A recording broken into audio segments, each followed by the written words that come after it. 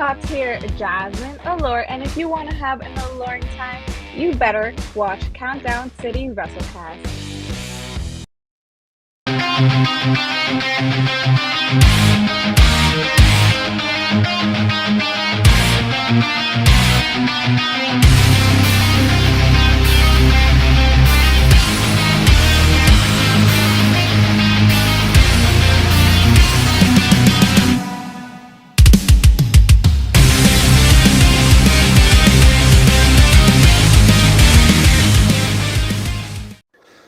What is up, heels and baby faces? Welcome to another episode of the Countdown City WrestleCast after a wild WrestleMania weekend. I'm your host, JC. Joining me is that guy, Tommy. Hello. And we got Big Mike. What's up, guys? 2024 year keeps going. Let's go. Yeah, keep going. I swear. Quite an eventful year, at least for the last couple of weeks anyway. But we're going to spend some time, obviously, talking about everything that went down WrestleMania weekend from Supercard that of Honor. happened. Yeah, Stand and Deliver both nights of WrestleMania, and yeah, some backstage footage that got shown on TV. When I thought last week was the last time we were going to talk about all that stuff, Young Bucks said, yeah, we're going to show what happened. Okay, cool. Yeah, we'll talk also a little bit about what's upcoming with NostalgiaCon and see what's on the horizon for the Independents in town. So, well, I think what we can do is we'll start with Supercard of Honor. I think that'd be a good starting place for it. Now, Tommy, it was funny. Oh, hey, Angel. It was funny, What's up, Tommy, Angel? that we were in another group chat and you had just suddenly said, "Oh crap, I forgot I have Honor Club." Yeah, I I was sitting at home like, man, I wish I could watch it, and I was like, oh yeah, I could do that if I. It took me a while to actually find my password, though. I ain't gonna lie. I was like, I had no idea where I put that damn thing. I wrote it down, and I couldn't remember where I wrote it down. So Yeah. Well, what stood out to you from the event itself? It's not something I haven't gotten to see yet, but dude, the main event, Mark and Eddie, that. Yeah, I won't say the whole show was a one card match. It really wasn't because the women's TV title match was really good. I got mad at Billy Starks for pulling the injury angle. I got mad at her for that. Sheeta and Athena really tore the house down. I was a little disappointed in Dalton Castle and Johnny TV's match. I don't know, it didn't quite click for some reason. It was sad because they're both good. It's just that match didn't click for whatever reason. Is it because he's missing the boys? No, that wasn't that it. affected it. Oh, good. No, it was just something about it just didn't fully click. Okay. Yeah, but no, Mark and Eddie, dude, they went out there and for guys who I'm more than positive legitimately love each other, beat the hell out of each other. Which again, this is how they probably show love. So yeah, the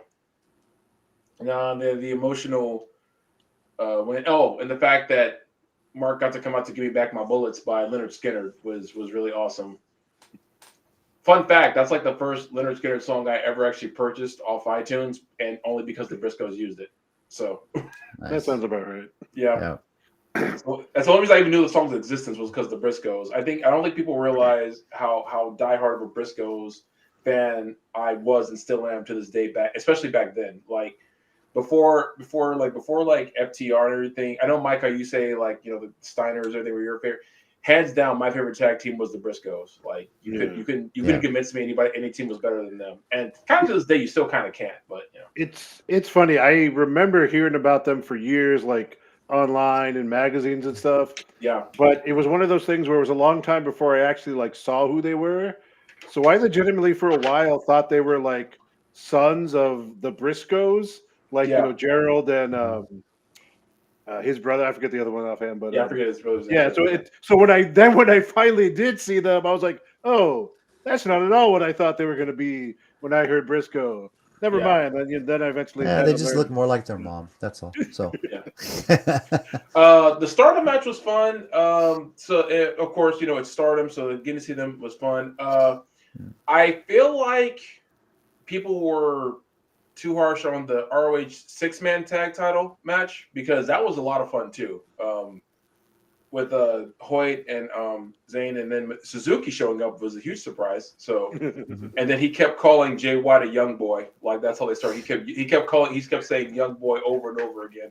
And of course, Jay White called him an old man who needs to get out of his company. And so part of me, would you say that just wants me to see Jay White like no, I'm a star now. I'm not a young boy. I'm not in my black trunks. And it kind of had that feel. Like for a little bit, like at first, but like it was just fun because I really do feel like Suzuki's just in his I'm just gonna do whatever I want era of his career. So he's not even trying.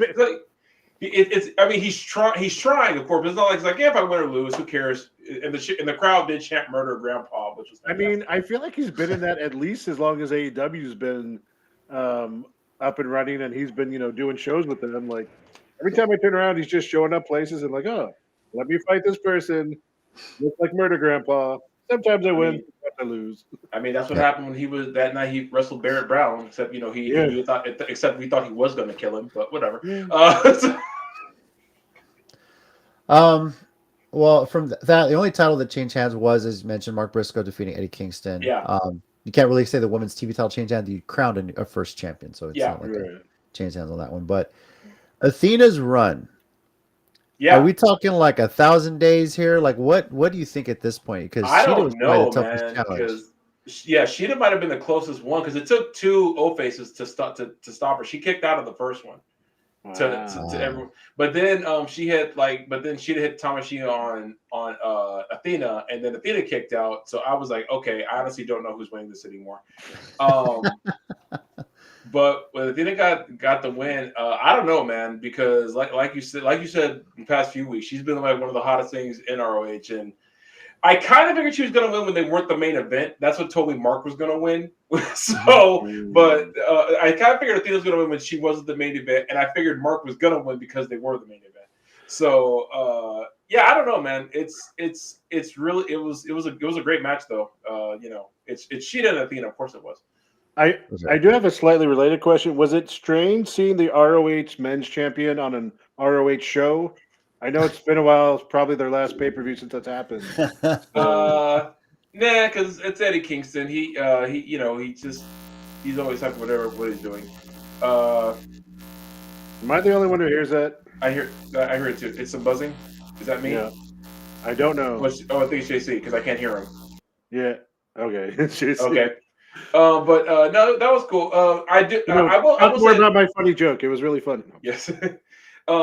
The crowd was, I won't say split, but like I think they kind of just picked and choose when they were going to cheer for Mark and cheer for Eddie because it wasn't like they were split down the middle. It was just like kind of the same people cheering back and forth.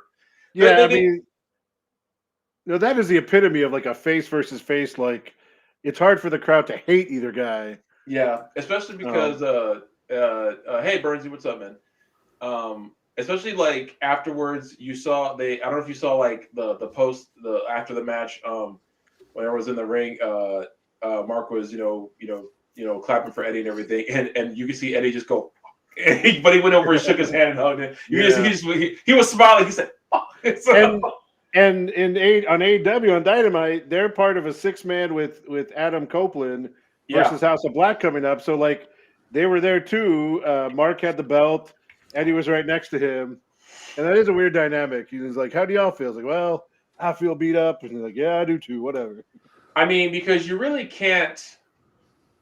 It reminds me of a comic I read where Green Arrow was talking about you can't disagree with Superman unless you automatically look like the villain. You can't hate Mark Briscoe, or otherwise you're just an evil person. It's like if you hate Mark Briscoe, then it also means that you hate puppies, rainbows, and good times because it's Mark Briscoe. Yeah. Great. All right. Well, if you haven't gotten to see Supercard of Honor, Tommy, what rating would you give it from 0 to 5? By the way, so I'll go 4.25. It wasn't their best show, but it was still a damn good show. But if we're going for the pure emotional moment of Mark winning the belt, I'd have to give it just a plain old straight 5 because that was, I will admit, getting emotional seeing him hold that at long last. And what I didn't know until someone pointed out, it was 11 years to the exact day that Jay Briscoe beat Kevin Steen for the ROH World Title at Supercard. Wow. It was 11 years to the exact day. Amazing. Yeah. You know, a lot of that long-term storytelling going on this past weekend. Yeah. So, Well, yeah, it makes me wonder now because Mark Briscoe, like storyline wise, I don't think he was doing a lot of ROH shows, excuse me, and he was doing some stuff in Dynamite with some other. So it almost makes me wonder if like they didn't realize that date matched up and goes like, well, perfect time to do this. Mm-hmm. I feel like they kind of did because I also feel like they were going to have him win it last year, except he got injured against Claudio. Yeah. But I feel like this worked out better. Like if he couldn't win it last year, it would be better to have him win it this year, the exact time. But at the same time, having him feud with House of Black, it's just loads of fun. And also, I don't know if you saw it, he also gave a shout out to Steen and Generico in the press press junket afterwards. He said something to the effect of, "We were part of one of the most iconic moments in ROH history with that match." And he said, "I don't have my phone on me now, but I'll probably get phone calls and text pretty soon." So, did he say if he kept up with Generico? Does he hear from him much? He didn't mention. I don't know how the orphanage is doing. He didn't mention it directly, so I don't know if Steen's still down there or not. So he didn't say. Interesting to know. Yeah, cool to know. All right. Well, before we move on to the WWE events of the weekend, Saturday and Sunday, Mike, you want to talk a little bit about NostalgiaCon? I know we haven't talked about it for a few weeks, but yeah, I mean we've been a lot of busy, but this is still coming up. So let's go through a few things here. NostalgiaCon, we got hybrid. We got matches on, I'm pretty sure all 3 days, Friday, Saturday, Sunday. A couple matches. There's going to be a ring there. And if you're familiar with hybrid, which I know several of the people in the chat are, you're going to see a lot of those hybrid stars, the ones you see there on the flyer.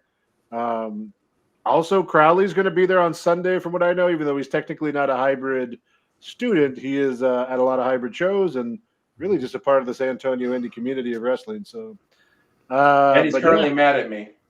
Well, I mean, there's a long list we can't get into right now because we don't have enough time, Tommy. But sure. So they're going to be there. Of course, AEW superstar who has a title match coming up in about 10 days. So is she once again AEW Women's Champion by the time she shows up at NostalgiaCon?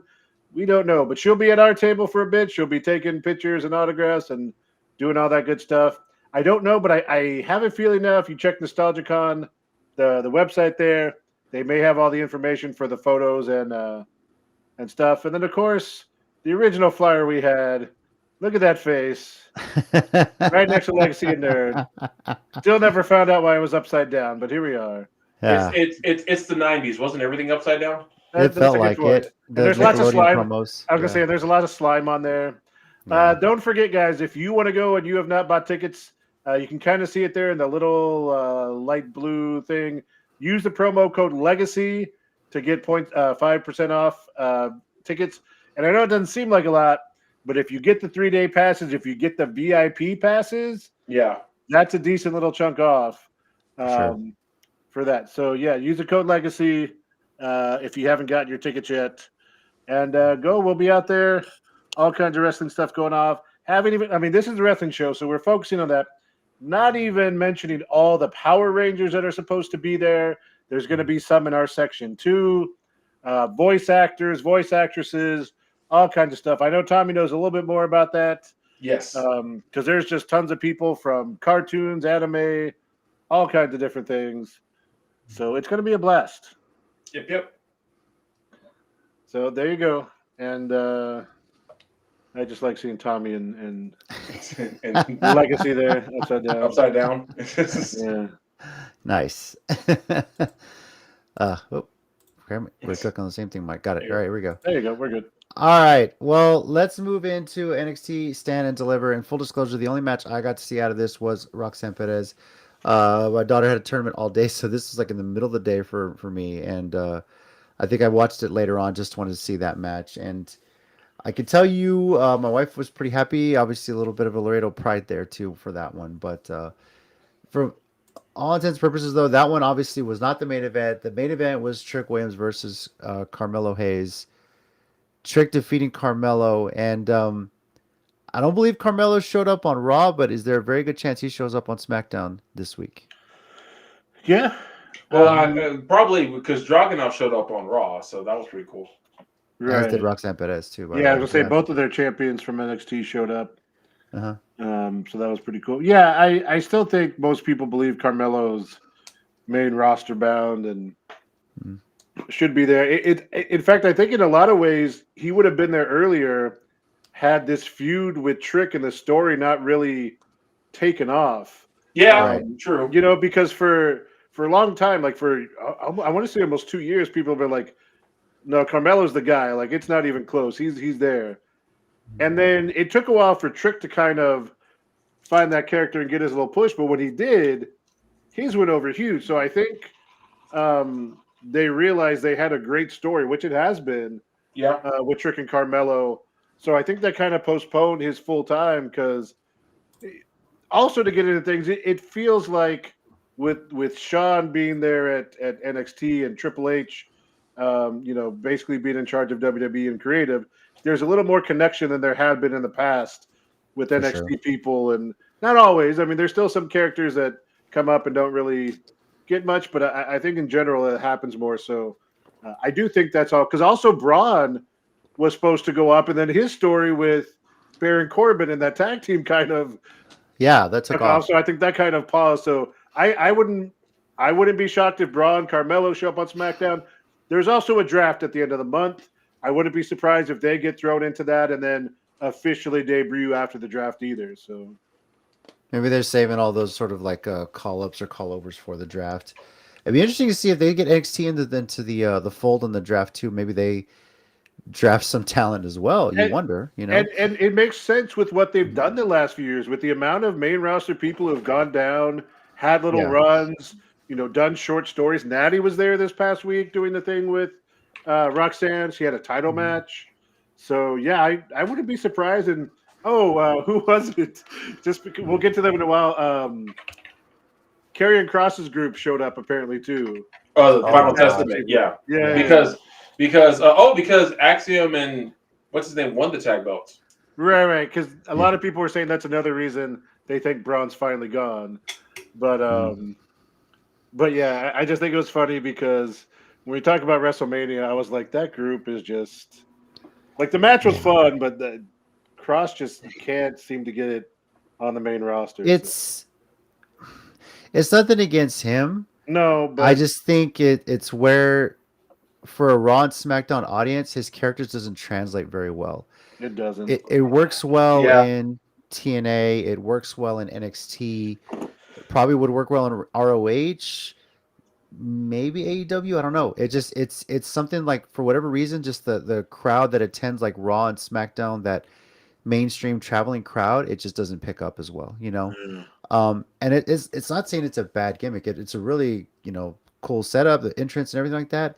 Maybe it just doesn't translate well, and it's hard to kind of jump on that, I guess, for casual fan, so hard to build that. Yeah. One surprising result for me, I was very surprised Sean Spears didn't beat Joe Gacy. That was shocking. Yeah. The only reason I'm not 100% surprised is because Spears is like a veteran. Right. Like if you told me he was getting ready to retire, I wouldn't be surprised because you remember when he hit big in NXT with the 10 gimmick, he had been through several iterations. He had been on WWE TV as like backstage stuff. Yeah. So and I think they have something. They want something for Gacy. They wouldn't have kept him along with this kind of strange character. For whether people like it or don't, he's been on NXT TV consistently. So I think long term they want to push Gacy and get something out of him. So I'm not 100% surprised there. I think at some point Gacy's character is going to get a bigger shock win or something to see if they can get momentum for him. But we'll kind of see how it goes. Yeah. I'm curious if they're keeping Spears around too for the eventual Cody Rhodes heel turn, and Sean Spears is going to come play that chairman role again. I don't know. Just a thought. So that'd be kind of fun. I would have to see it to believe it because I feel like a Cody Rhodes heel turn is at least a year off. because I mean, again, long-term storytelling. That seems to have been the theme of this past weekend on so many levels too. true. So, yeah, Snoop Dogg was great on commentary Yeah. for sure, among other things that went down. So, pick results on NXT Stand and Deliver. Tina went 2-5. I went 3-4. Mike and Tommy both went 5-2. Won't give our ratings on this one. We haven't gotten to watch the entire Yeah, event through. I So much didn't going either. on. But if you did watch it, feel free to throw your rating for NXT Stand and Deliver in the chat, anywhere from 0 to 5. So, and share your thoughts as well as we go through everything. So, all right, let's move on to WrestleMania 40. We'll start with night one. Real quick, Yeah, are we doing the ratings for the both nights together or individual nights? I think at the very end, what we can do is, well, we can do one of two ways. We can do each night individually and then do a big old average, or at the very end, we can each give our rating for both one night, two, and an overall if you want. So, Okay, because I don't know. We'll figure it out. Night one will be drastically different for me. I'm pretty sure. Yeah. I'm pretty sure. Yeah. So, but your overall rating is going to be, I guess, basically like an average of the two. So, yeah. but we'll start with night one. Mike, what match stood out to you the most from night one of I think WrestleMania? I think that's obvious if we're going to talk night one. It's Yeah. the Intercontinental title match. For sure. I mean, I picked Gunther because I think part of me didn't think they believed in Sammy enough to give him that, because they've built Gunther up. He's had the history. He took over the longest reigning IC title, a champion. He broke that record. He's beaten a bunch of dudes multiple times. And I know they gave Sammy the tag title match, like the night one main event last year. And a lot of people thought he might have had a chance with Roman. Mm-hmm. I honestly didn't think, but when it happened, I was cheering. I was like on the edge of my seat. I was legitimately cheering. I was like, oh shit, he's gonna do it. He's gonna do it. And it's kind of funny because I know Michael Cole was going for a memorable call, but I think his timing got slightly messed up with Sammy kind of hyping up, because he was like, "Do you believe?" And he had to wait for Sammy to like get in the corner and then go hit the haluva kick to finish the line. Do you believe in miracles? But no, like it was such a great match. Like the way Gunther was dominating him for so long. The story with his wife and kid at the beginning, and then his wife being in the front row, and Gunther, trash talking her, and only for him to like all of a sudden in the ring start like flailing, like he was trying to come back. Like it was a great story, and it was a great moment. And it's funny because we never thought that Sami Zayn could be a heel, and he played a really good heel for a while, and he was a really kind of douchey guy. But then all the stuff with the bloodline came back, and he's right back to being like one of the best underdogs that you can't help but cheer for in WWE. So I think I enjoyed more. You mentioned the wife thing backstage, just the entire walk. Yeah. To that they followed it a single camera shot to Gable, then to Kevin Owens, and then right onto the stage. Very well produced. I thought that was awesome. I mean, those are some of my favorite camera shots. You just have one camera following it, and there's no cuts. It's just one thing. So, aside from that match, the 6-pack tag team ladder match was insane. Yeah. For sure. And Awesome Truth. R-Truth getting a pinfall in the middle of the ring on a ladder match. Okay. Yeah. Yeah. And for them, obviously, Awesome Truth walked away with the Raw Tag Team titles. A-Town Down Under came away with the SmackDown ones. And a post-match promo, Miz is asking R-Truth, why did you go for a pin in the ladder match? They liked it. Like the crowd liked it. So, I mean, he's not wrong. It's R-Truth, though. What does he do like? So, but also, in a million years, would you have ever chosen A-Town Down Under to win one of the two belts? If you had rolled the dice and it landed on them, you would have rolled again.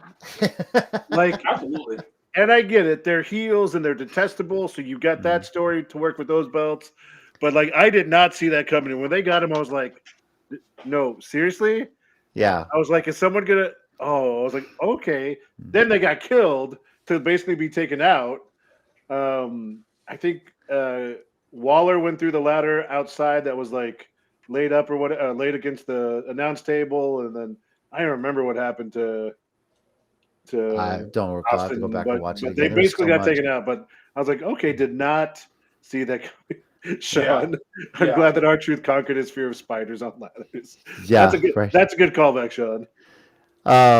Shout out also, by the way, to DIY. Great cosplay as Shawn Michaels and Triple H with DX look too. Throwing that out there. Oh, that was really good.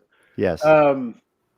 Angel, we see your comment, and you had just told us last week that you literally wrote an essay on why WWE needs a mid-card women's title, and then she's right. They did announce North American women's title coming to NXT.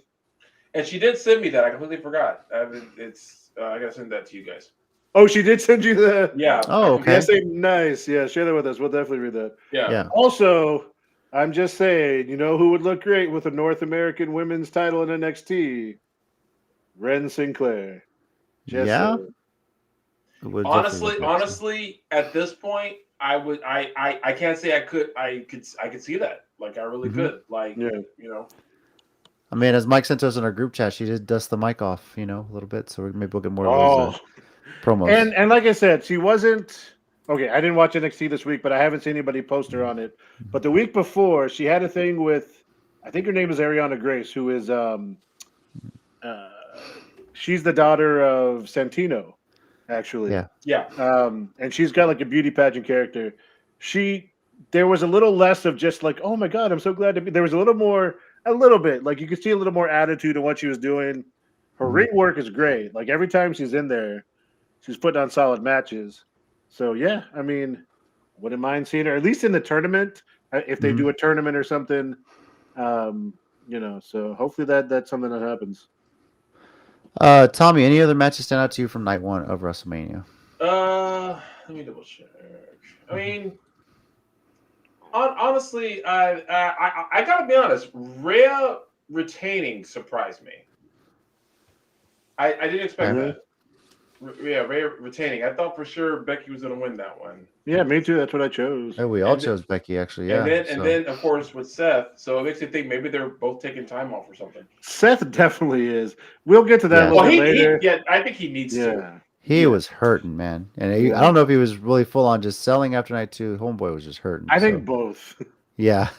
So he was selling, and also I didn't want to go home. Thank you very much. So, Sean says, by the way, Jimmy and Jay, you want to talk Super Kick Party? I mean, yeah, but so I think they've kind of fell a little victim to bloodline matches in the sense that they're both capable of some high octane action, like matches that we like seeing. And I feel like they kind of fell into like the slow, methodical story of the brother versus brother. And yes, they did super kick the crap out of each other back and forth the way that, like, you know, most people do forearm exchanges. But I felt like the match never really got out of first or second gear, so to speak. Yeah. You know, and I felt like they're capable of so much more, but they really stuck to that kind of slower, methodical storytelling that, you know, Roman does a little bit more and stuff. That's just me, but I've seen a lot of people say similar things, and I kind of agree. I feel like they should have went, you know, for lack of a better term, should have went harder in this match because it was WrestleMania and they're capable of it. Yeah. I think the thing with those two is it wasn't that it was necessarily like, you know, the worst thing, but like people now know what they can do. They've shown it, but they both have. And it's like they were expecting like that. So it's I think people were just more disappointed than anything. You know, but it happens, you know. It's kind of like what I said earlier with the what did I just say? Dalton Castle and Johnny TV match. It's like it just doesn't quite connect for some reason. And it's not like that means that they're it's always the same thing as like that doesn't mean the wrestlers are bad. That just means like they have an off night. Unfortunately, it's a major pay-per-view, but it happens. Now, Did they hold back because of what happens at night 2 with them, or I Like, want to feel mean- that could be it. Like we're gonna go No. flying off the stage into a table. Let's Yeah. not kill each other now. We're gonna do it fine tomorrow. Jason? JC. It's a question for you. Young Ones predictions come out. I'm trying to remember what you're referring to. I can't remember. Did the kids pick something? I don't think the kids picked anything. No. Okay. I'm sure. I mean, Bailey. Adi for sure only picked Bailey, and I know they all picked Cody for sure. That's pretty much all they were really caring about. And I'll discuss it. We talk about night 2. Don't worry. Yeah. So. After we discuss that too, I'll tell you all about the phone call I made after I left JC's. Oh, okay. Yeah. Yeah, I'll tell you about And that was fun, by the way. So yeah. Yeah. All right. Well, you know what? I'll do all our pick results at the end because that'll be fun. Well, hold on. We do got to talk about the main event, though. Actually. Oh yeah. Let's talk a bit about it. Yeah. Do we? No, I'm kidding. Almost 45 minutes, by the way. Way too long. I checked. So I had to like catch up on stuff later, and I checked the time on that, and I was like, why the hell was that match 45 minutes or almost 45 minutes long? For what? Oh, Sean, by the way, no, they did it. My wife did. So we'll have hers. Yeah, that's who picked. So. I think part of it, like again, and am I biased? Probably. I feel like part of it was The Rock wanting to prove that he wasn't out of shape and they could do a long match. But also there was just way too much. Like it just went on and they went outside and they came back and then I don't know. I know it's part of the story, but literally the whole The Rock's on the board. He told the ref, if you do anything to disqualify us, I'm going to fire you. Like, I honestly want to get away from that. Yeah. Like, that whole... It does kind of ruin a lot of things immediately. I mean, but just we know WWE's done the evil authority figures to death. And I don't feel like it's something we need to go back to necessarily. To be completely honest with you, Angel, me too. And... All right. Look, let me tell you how my day was. We were all day at the softball field, and honestly, had my daughter's team won in the semifinals, we lost by 2 runs. I might have been there longer, but it was crazy because we got up early because my daughter had a first game at 8 a.m. that morning, and then my son was also in a tournament at a different location, but his first game was until 12:30. So. We had our 2 games at 8 and 10. We had a break until about 2 o'clock. My son had his games at 12:30 and 2, I believe. And his bracket game didn't start till 7:15. Yeah, so it was a long day. So we had that whole tournament. We're in one location. My daughter's team, they get eliminated in the semis. So we go, you know what? We can make my son's game. So we drive all the way over to see our son play. They lose. We're coming back. You know what? Let's get Taco Palenque. So Tina takes the kids home. I'm running Taco Palenque. I am literally watching Sami Zayn and Gunther on my phone when I'm in Taco Palenque. Get back home in time, eat my food, and then, yeah, exactly. I mean, hey, not wrong. And I'm trying to. There was a point where I probably napped for about 5-10 minutes in the middle of this match, and it was just, yeah. And you didn't miss. Okay, and also, I know. I know we're going to talk in a little bit about how great the storytelling was on things here. Yeah. But one little thing. Why has Cody not learned that when he's hitting the 3 Amigo crossroads, not to back up against the ropes? Did he not learn that lesson already? Because that's literally what cost him the match. He backs up, he gets whipped with the belt. Come on. Cody should be smarter than that. You're not wrong. Stay in the middle of the ring, look around, do a little check, hit him again. Well, to be fair, and we'll talk about this tonight too, it did seem like people just kind of materialized at random, they were beamed in Star Trek from the Enterprise. Okay. So, I also have one other thing. Can people stop sharing their cell phone footage of when the lights are out? Because I love the fact that I can't see anything. I don't like that thing being ruined, okay? I still want to believe The Undertaker appears out of nowhere. Yeah, magically. The spirit of WrestleMania, if you will. Mike, just do what I do. Their footage is a lie. The Undertaker is still magic. I don't know. AI is pretty crazy nowadays. AI, man, I'm telling you. Because I don't care what no one says. The Undertaker at 180 years old, or however old he is. No, he can't be 180. That would make him older than my dad, and that's impossible. I really don't know how Allen Iverson is doing all these things, but that's crazy. Because it's practice, man. Not It's a all game, about not a practice. game. Talk about practice. It's all about practice. Yeah.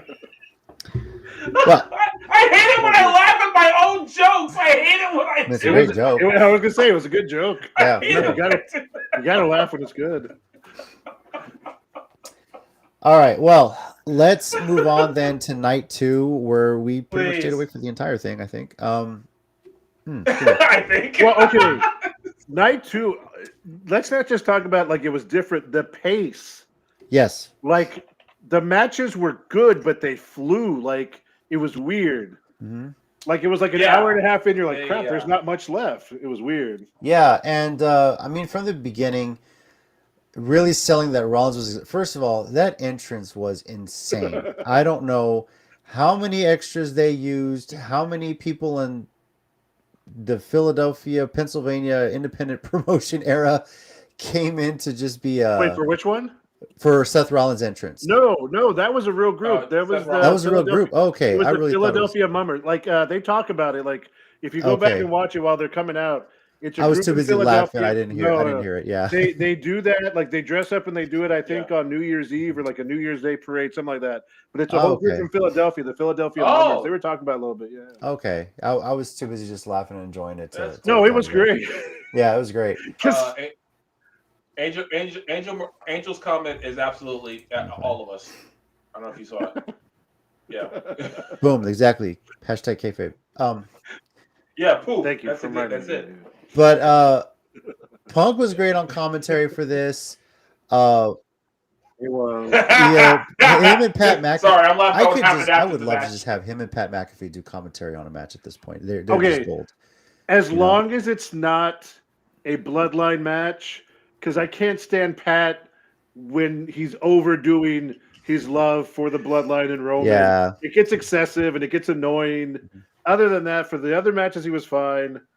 But like at the end of the night, when Roman shows up, he's like, come on, Cole, acknowledge the bloodline, throw your ones up. And Cole's just like, I'm like, okay, dude. But at the same time, you got Pat McAfee standing on the announce table doing the yeet dance for Jimmy Uso too, which is that part I'm okay with. Yeah, you can tell he's just having a good time. Yeah. I also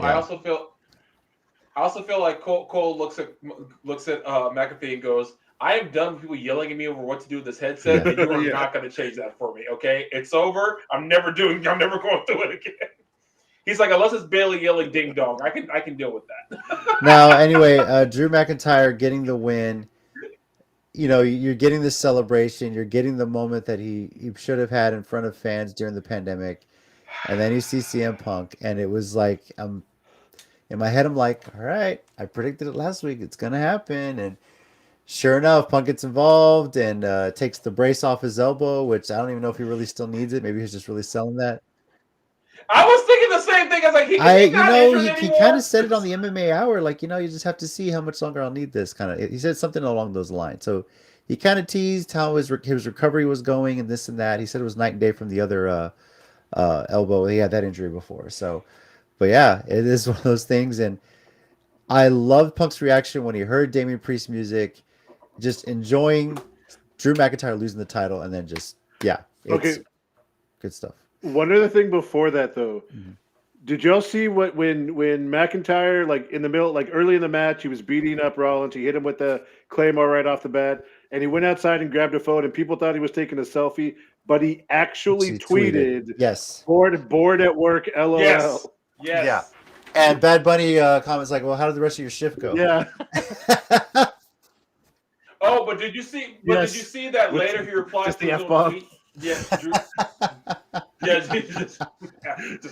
Look, he's doing such an amazing job with that. Even that, like in being so obsessed with Punk, and the minute he went back to the table, you knew it was coming. You knew something was going to go down. Yeah. But he called Damien a bondage undertaker. I think someone called him a bisexual Undertaker. Also, I don't know if that was part of the same statement. Whatever. I don't know, but he called him a bondage Undertaker, and I was like, no. The funny part is too, like on Monday, Punk later tweeted a photo of him hiding out under the ring before he cost Drew McIntyre the title shot. So if you go or if tweet Yeah, I Instagram saw story, I that. can't remember what it was, the story, something like that. So yeah, go find that. But yeah, Priest cashing in. For all the shit people said, why hasn't he cashed in? Why hasn't he picked this moment? He was waiting for it. He found his right moment. Yes. Okay, so Angel, she hadn't heard that. Oh my god. She hadn't heard that. That's awesome. Okay, real quick, I guess I don't remember ever being mad at him not cashing in. Apparently I was some just people like, on the internet why? were. did No, people I care so think what much? it was is, and we talked about this when it was going through. Do you remember the matches that Rollins was having with like Nakamura? Mhm. And like he was getting his ass whipped, and I think once he like maybe came out or something. Yeah. Oh, Right. he did. Yeah. But But there were so many times, and then he did say when Rollins got injured before WrestleMania that he was told by the whoever like the GMs that since he is technically Rollins was not fit to wrestle, he couldn't cash in on him at any time when I was out there. But Right, I do get why people are saying that, but they did it perfectly. Also, kind Called of it. props for hitting South of Heaven on Drew McIntyre. That's a big dude. Yeah. Yeah, that's impressive. Oh, by the way, what I didn't know. Yeah, no, I knew Yeah. he was 41. older. Yeah. I knew he was older. I know he was that much older. I didn't know he was that much older than me. I didn't know he was that much older. I didn't know he was older than McIntyre. I could have sworn McIntyre was older. He's been at this game for a But no, long he's time. 41. So I mean it's yeah. Apparently, I guess Punishment Martinez has been long. I'm sure around there's longer than I thought he was. I'm sure there's some original And, iteration that we didn't know when he was not even there yet. So. Yeah. So a friend of mine's a Puerto Rican descent. He said, and he's a wrestling fan. I said, I know he's 41. He just said Puerto Ricans, man. We just look like that. I'm like, you know what? Shut up, dude. But Maybe the bondage. yeah. Let's move on. The street fight. Look, this was the first time.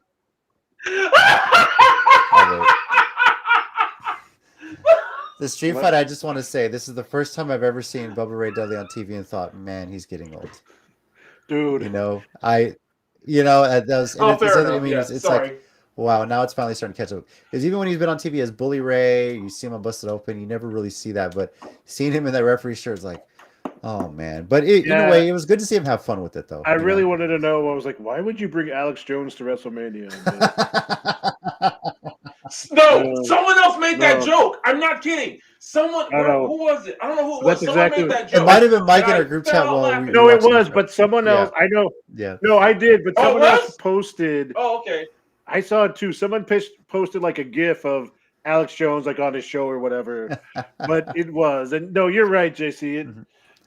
You know, but I think it's also because he doesn't look right in a ref's uniform. No. Like if he would have come out in like the jean shorts and the ref shirt, or like the cutoff ref shirt like they do, maybe that would have worked. But just full ref gear looked weird for him. So yeah, but still, I mean, you're right. He had fun. Well. They did the ECW homages for him to tell everybody on the Pride to get the tables. To be fair, To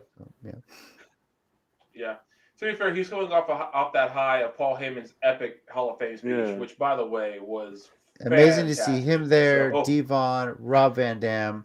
Although Sandman was probably out drinking somewhere. Paul said, "Oh my God, it's a real one." And then, also shout out to the wrestlers at the very end because they set up for that finishing table spot and the table collapses. And you're like, this is WrestleMania. This is literally the big finish. And I don't know exactly. They're like, we're going to do this. So they roll cross off. I think Bobby grabs the kendo stick while the Profits go to get a new table and just lays like 10 shots into Carrion so they have time to go get the. I was like, all right, way to keep him occupied while you go to get the table. So. That's when you have to pull the Sorry, buddy. as Drew himself said, the on-site maneuver. No, dude, I can't even lie. Again, this is coming from someone who's met him. Karrion Kross is probably like, dude, wail on me. Are you sure? Beat the crap out of me. We're doing the finish. It's like I'm having my WrestleMania moment. It's us putting you through a table. Exactly. I want this. All right. Mick Foley did it, then so can I. You want us to set it on fire? Triple H said we so could. for a match coming off like the high of that initial opening with the cash in, like it kept good energy. It was fun. You know, Bubba get involved and getting them to do the what up and all that stuff. So yeah, and also shout out to Dawkins because his attire was themed after One Piece, after the admirals with the coat. So at the fact that there are so many black anime nerds that they get to just show it, and this makes me happy. it. LA Knight defeats AJ Styles. Pretty solid match there. Yeah. So, AJ before the like in the build up had mentioned that like he was getting a new theme and that the old one didn't fit him anymore, and all these people online were like, "What? I think it's what is the group that makes their music now? I don't know. Is it still CFO? CFO? It's Def Rebel. Oh, Def Rebel. They were like, Def Rebel. So what 3 crappy chords are they going to put together with AJ Styles at the beginning? Because of the joke that like everyone's music just starts with their name. And I will tell you this. I know, but that's uncalled for. Let's get to things that happen at the end to talk about how different music is and how the names are not the thing that's going to make it memorable. You know, like he's not wrong. They're very generic now. Definitely. We got picnic table.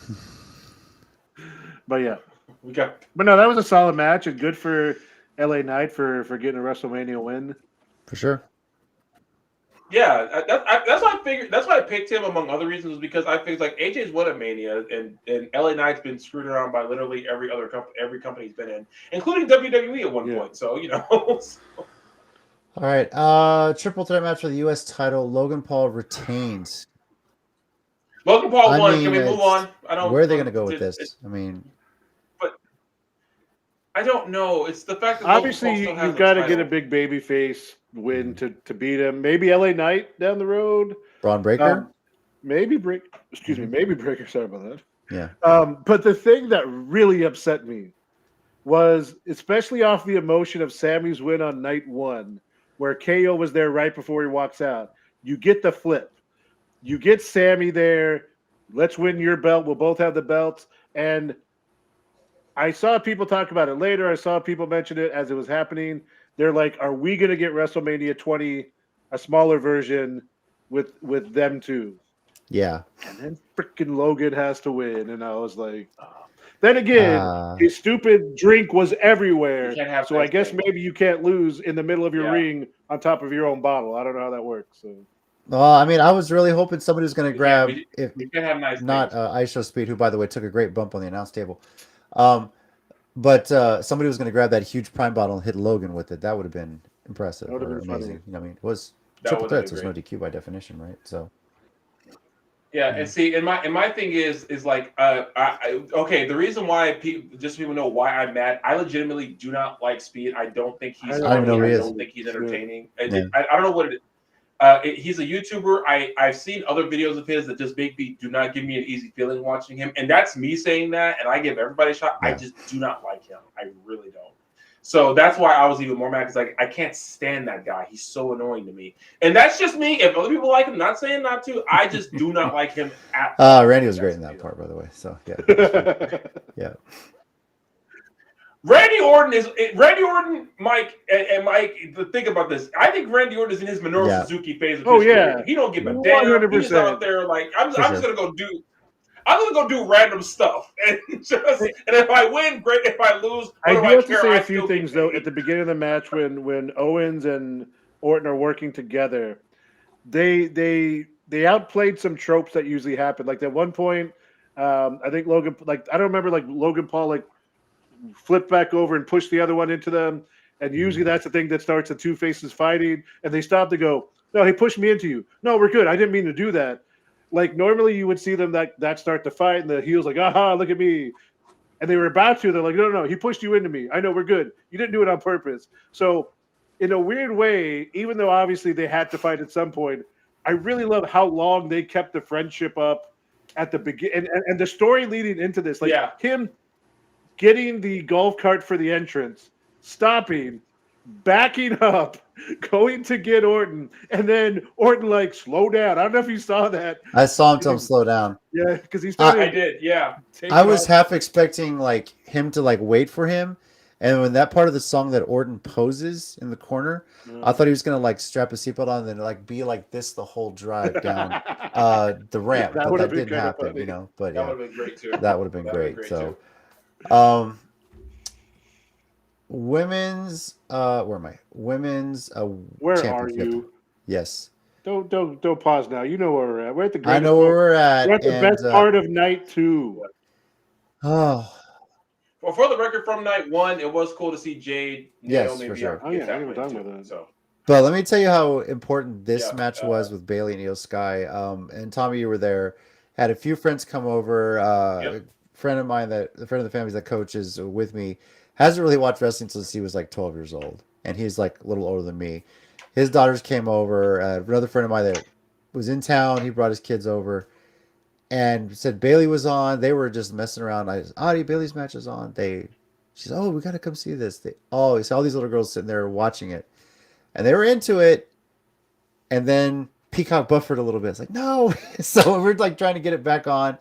Comes back on. We're seeing the end of the match, and then some of the girls just aren't into it. They're trying to go play, but Audie's watching it.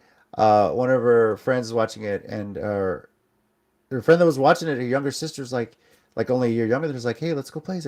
She's like, and she hasn't seen really wrestling at all, but she's like, no, I want to see this. So she really got into the match, and by the end of it, they all came back to watch. Yeah. And just, I wish I had gotten a picture of it, but you have these 4 little girls sitting there watching this match intently, and it was a pretty awesome sight. And all of them into it, every spot, every movement, and Bailey's win, just magical. The excitement on their face, they were so happy. Audie was very, very happy for sure. So, yeah. Like I don't want to be rude to the kids, and it's really great that these young girls have representation and here to look up to. Uh-huh. But I don't care about the kids. This is about us. We've been Bailey. Oh, I'm kidding. I knew he was gonna go there. I was like, mine's about to have an F the kids moment. No, but it was a great match. The intro, her look, Oh like yeah. the way she cut the stuff into her hair, Yeah. the presentation, like all of that. And I'm waiting for Jason to jump in. The entrances were great, but if there's going to be one thing that he's going to take away from the Triple H era, it's the record of Japanese wrestlers and Japanese women at WrestleMania on both of these nights in general. Yeah. Legacy, Not a good night get for out her. of here. That's How not dare untrue. you? Yeah. How dare you, Legacy? Trolling. It was interesting from the moment that the bell He rang. is trolling. I know.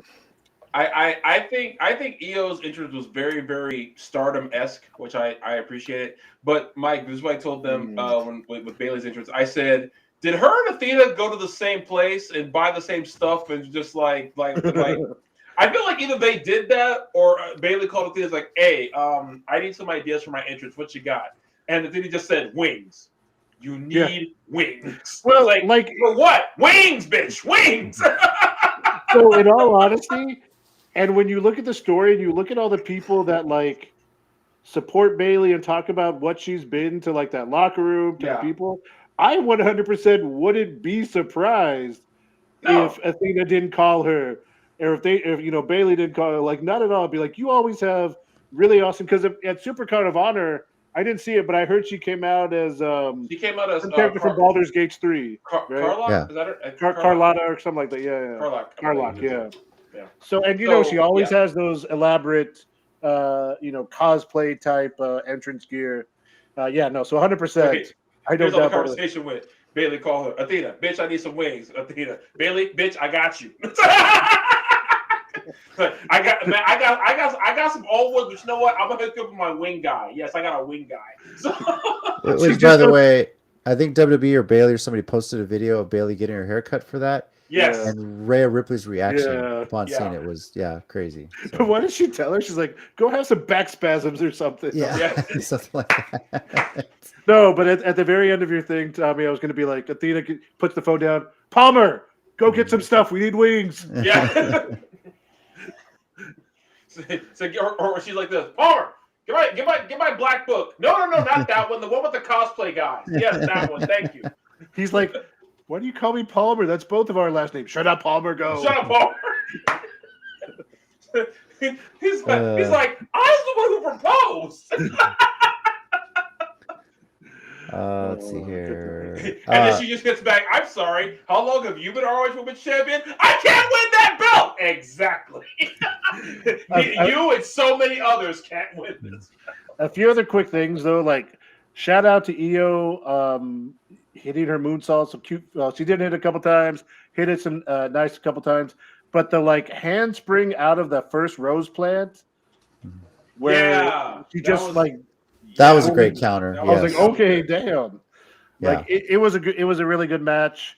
And I went back this week and I was actually watching the Cultaholic reactions to it, like kind of like there tonight. And I agree with them. Like, I do wish Io would have had a better reign because she deserved it. I mean, obviously I'm happy Bayley won and I wanted Bayley to win.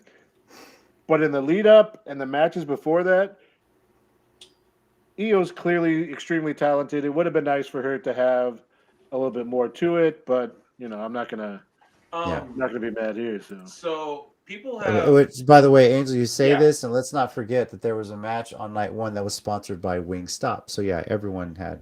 Wings. Yes, exactly. It was just a WrestleMania sponsored by Wings of all kinds. Yeah. See, so Mike, that's actually a good point, and I was gonna bring up people been showing like a lot of like past photos of Nakamura from like his New Japan days, especially he was like King of Strong Style, the King era he had. I feel like this is kind of the current decade, kind of like it was back in the 80s and 90s when guys and girls had already had their long careers and done everything everywhere else, and now we're just collecting the check. But still putting on pretty decent matches. Actually, good. With Nakamura and Io especially, you want some of their best matches. You got to watch New Japan Stardom respectively because that's when they did all their best killer work. Not to say that their stuff now is bad, but if you want the god tier level that put them on everyone's map in the first place, that's what you got to watch. So, I think what you're saying is AEW uses a lot of New Japan talent and Stardom women now, and so WWE is saying, look. These wrestlers are actually not that great. I don't know why AEW's clearly it's a tribalism thing of them going back and forth. I think that's what's happening. I didn't even mention that. I've been trying to avoid that because the internet is already getting on my nerves today. Well, okay, let me rephrase that. The internet is more on my nerves than it usually is on any given moment of my life. There you go. Also, Legacy, I don't know why you're calling the Drew McIntyre versus Seth Rollins a women's match. That's a weird thing.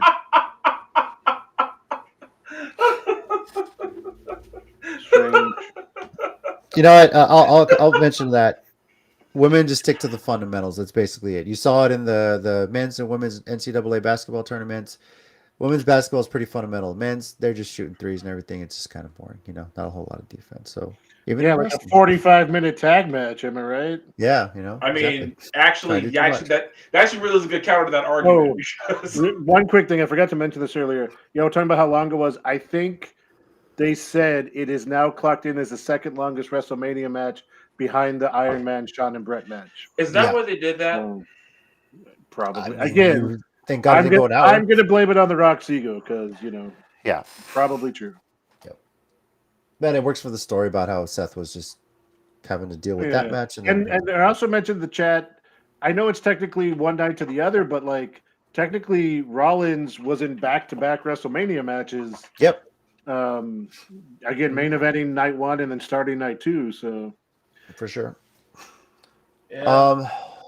Well, let's get to that main event. Cody Rhodes, Roman Reigns, Bloodline rules, and as you guys pointed out, Avengers Endgame. It's what it kind of turned into. I want to say one thing before we get to that part of it, because obviously that's the part everyone loves. Yeah. Yes. I knew, and here's the downside to what Roman's reign, no pun intended, has been. I knew there was no point in caring about the match until the first interference happened. Yeah.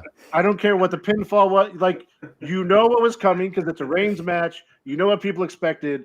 So in a little bit of downfall, like I wasn't really invested in much of the beginning because I knew no matter what they did, we had to get to the interference. Now, what they did with that and the ending, I think, kind of is enough to be like, okay, well, in the end, it was amazing because of the moments. But for what it's worth, like I was watching it, but I was like, I'm just waiting for the interference to come because that's what we're getting at. So I don't know if that's good or bad, but it's kind of been the way Roman's matches have been for years now. That's what you expect. Yeah, I did like though when Roman hit the crossroads. Yes. Kicked out, and he said, "I knew it. It's stupid. It doesn't work." That move sucks. Yeah. I was like, screw you, Roman. And Roman was smart enough not to back up against the ropes. So But he also only hit it one time. So that's true. Yeah. What a dummy.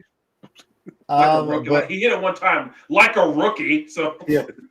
But even then, the story of each of the interference, it told a story, right? I mean, you expected the 3 crossroads. He hits 1 crossroads, setting up for the second. Jimmy Uso super kicks him. Then you get Jey Uso involved. They battle the stage and take that bump, right? Okay, pause right there for a second. Okay. Jimmy Uso, when he comes out to save people, because he's done it a few times, he comes out with that little crouch run he does. And then he runs that way. Like, I don't know if you noticed this, but he comes out that little thing, and then he stays crouched. Jey Uso, sorry. And now I didn't expect Jimmy to go meet him and all that to happen, but but go ahead and talk about keep going with the story. Sorry. All right, so let's go for crossroads 3 times again. Hits 1, hits a second, and then again backed up against the ropes. Solo Sikoa, right? And it's and I'll get to that, Burnsy. Yeah. He sets it up. They get a couple finishers in there, and Cody still kicks out. And then we get no. Pause. What? Because I know it's WrestleMania, so kicking out of finishers is not a big deal. But he kicked out of a Samoan spike and a Samoan spike spear combo. Yes. True. Like, we joked about them, Super Rhodes, what's his name, Homelander in Rhodes. Homelander, Come on, man. That was something. Jason. Really he did. Definitely. To be fair, I actually kind of thought that they might have swerved us and had that be the end of the match. I'm not gonna lie. Yeah. When he hit that, I was like, "Who's coming?" Know what? Oh, he kicked out of that. Oh, yeah. Then you see Cena in a town that probably would have booed the shit out of Cena a few years ago. Was definitely cheering. Cena comes in, takes out Sikoa.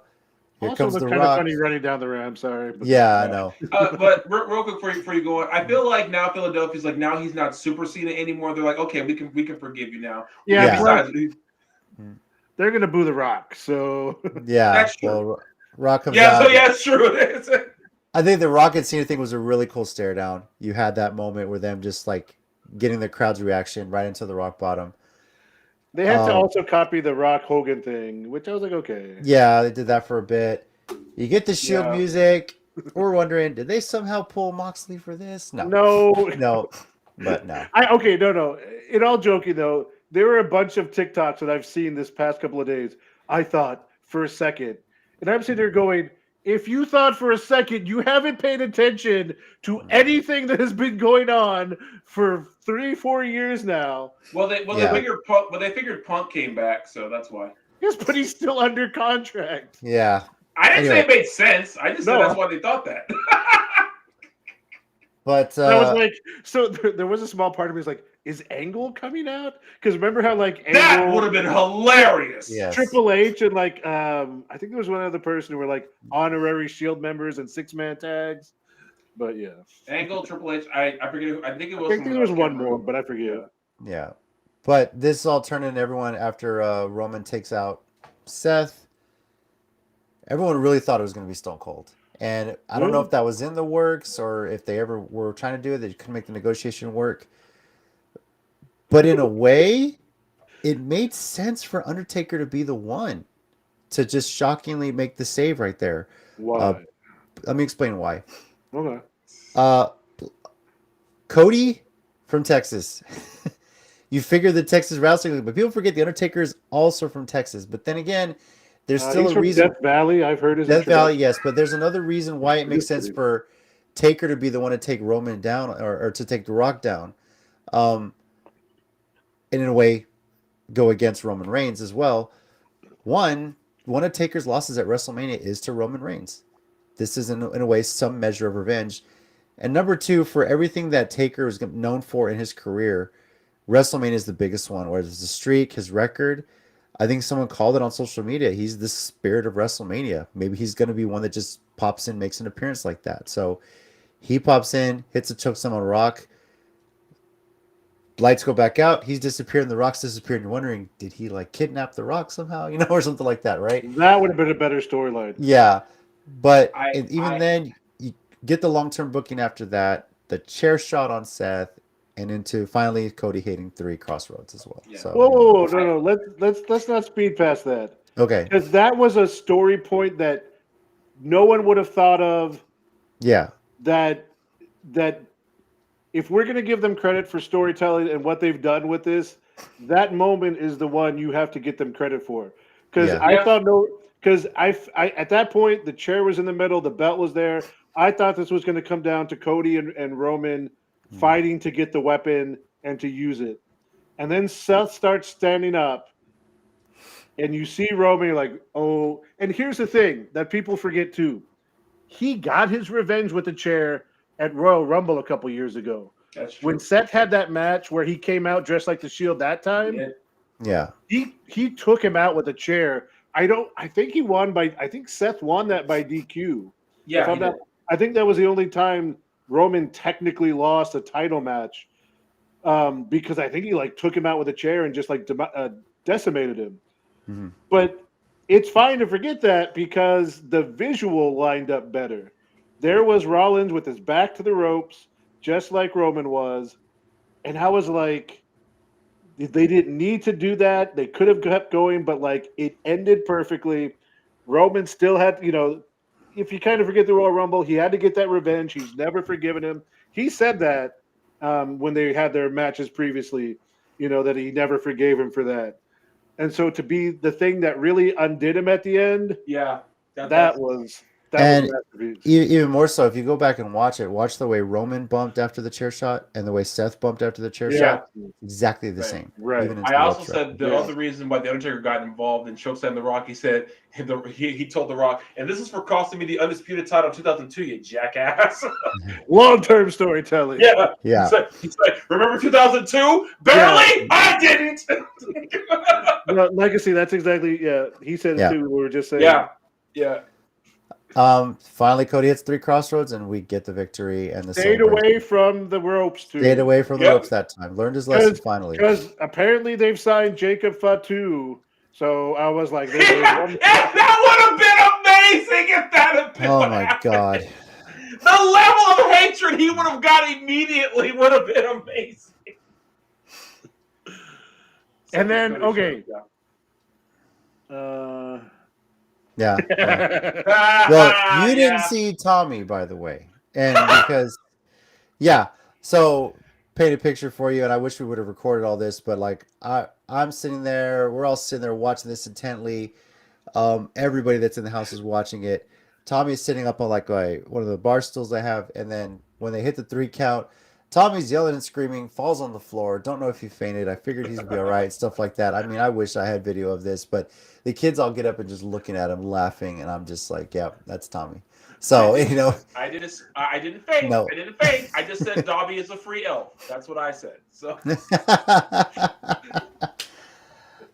you know what, Legacy? That celebration was a little long. Sure, Roman Reigns' title reign was a bit long, so I think that celebration was worth it. Until the celebration went until the next day, then it was too long. I'm sorry, he deserved that. I think part of that too, though, was they really trying to cement this new legacy, this new era. If you look back, there were a handful of times where like the guy won the title and the locker room came out to put him on their shoulders. Mm-hmm. They did it for Brett.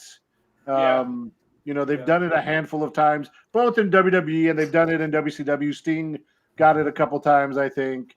After he took out the NWO. Yeah, I mean, it's one of those similar veins, And I think that's what it is, because they're really pushing this like new era, new WWE. Now, let's not lose track of why they're doing this. It's not just because Cody is a great guy. It's because the person who ran the company for 40, 50 years still has a bunch of serious allegations, and they're trying to get away from him as much as possible. But are we supposed to be sad that he's not there anymore, according to his trainer? No, not at all. Oh, okay, good, because I didn't feel bad at all. Yeah, it's really sad that too many people like that. Thank you, Angel. I appreciate it. You understand how what I'm talking about. Thank you, Angel. Thank you. That's Now that we're here talking about this, after I left JC's house, for those of you who don't know, me and two of the pastors at my church have been arguing about this for at least a month. So every day after church for the past month or so, we've been in the parking lot arguing to the point where everyone was like, "What are they talking about?" When they hear wrestling, everyone says, "Oh my God," and walks away from us. So what I did after I left JC's was I called one of those pastors. I've known him since he was like long before he was even a pastor. And as soon as he answered, he said, "He don't know." I think of that. You know what he said? He tried to say, "The number is like the number you reached is like unavailable right now. Please leave me." I said, "Nice try. I know that's." He's like, "It's like I was waiting for you to call." It's like I was giving you time. I told him I was giving you time to cry. I knew this was hard for you to process this loss and everything you just lost, but I wanted to give you just time to get it out of your system and cry before I called you. I want your wife to give you a hug and some tissues and see how you were doing since you're now a Reigns crybaby. So. Man. Amazing main event. Let's see. It did made it feels like James Morgan also for the IC is back to precursor. Yeah. So, just a overall great night. 2 was obviously definitely better. I mean, it was just so much fun. That main event was, how I expected it, and for me personally, I said it when we did a WrestleMania recap last year. This is where they need to go with this. Yeah, it all made sense thinking Cody was going to come in and it was like, you know what? They're getting to WrestleMania 40 next year. They got to build this to where Cody's coming back from this failure. They did it with John Cena when he did back-to-back main events. He's got to win the Rumble again and everything. And it played out as well as it should have. Almost got derailed by The Rock a little bit, but thank God they listened to the fans on this one. And they turned it into a fantastic storyline too. So, yeah. And he tried to derail it again on Monday night, but I don't know if we're going to talk about that. Yeah, I don't know what he handed him. I'm not sure. No, it's not even that. Like it's the whole belt exchange. The whole but just the promo on Monday night and Philly was giving it to him. Yeah. And it was and he would like. I even tweeted because I was like, oh well, someone's match is getting cut later because he would not stop and not get going with the promo until they try to shut him up or calm down. I was like, come on, man. Yeah, that would have been cool. There was definitely some women that could have been on the show too, but sure. That was really the downside too. So at least the matches we got were pretty. Oh yeah, Jason, the "This is awkward" chant on Monday, and also why is he dressed like the Flying Elvises from TNA? Has anyone noticed that with the gear he comes down in? It's an Elvis jumpsuit, and it looks kind of weird. I never thought of that.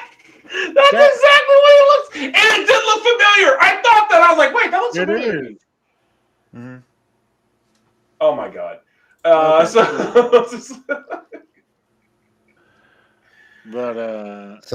what he looks like. So, but yeah. Wow. So, anyway, how do we do on our picks with WrestleMania? Well, for night 1, I went 4-4, and then for night 2, I went 3-3. So 7-7 overall. How about that? Just won 500. So Tina went 5-3 for night 1, 3-3 on night 2. So she finished 8-6 overall. Mike 4-4 night 1, 5-1 on night 2. So 9-5 overall. And then Tommy 6-2 on night 1, and then 5-1 on night 2, going 11-3 for both nights of WrestleMania. Yes, good stuff, man. Yeah. Also, shout out to Samantha Irving, because Yeah, the emotion, just because. whatever. Logan Pettis and Baby Hebner think differently. So Oh Jesus! I didn't ask them. It's So no one asked them, and everyone told them what they thought. Apparently. So now let's get into our. at least Logan Pettis WrestleCast was ratings for nicer about this. it than Brian Hebner. Yeah. All Sorry. right, so we can do this one of two ways, and I think it might be worth it to do this, but like give you a rating for night one or night two or an overall and an overall, something like that, or you can just do an overall if you want. I'll start off first. Night one was probably a 3.5. It was, just it felt like in a way, somewhat like a go home show for It did, man. I Yeah, thought it really why felt like wasn't a this like go-home Raw or show, so- SmackDown? That Yeah. was weird. It was a 3.5, and then night two was a 4.75. Hands down. It was just amazing. Obviously there was a few lulls here and there. Street fight. Yeah, I mean, I thought LA Knight and AJ Styles could have gone a little longer because I thought they could have really built something with that, but they did what they had to do. So, overall for WrestleMania, 4.125 for me. So, let's see. Mike, you're next. What do you got? I think night one, I'm going to give it a 4. Okay. And mainly off. It might have been higher because the Intercontinental title match was great. That tag team match at the end went too long. It might have gotten a 4.25 if that didn't go on forever. Night two, I think I'm probably with you the same, 4.75. It was a great night again. The end and the story, and this is what makes matches at WrestleMania different.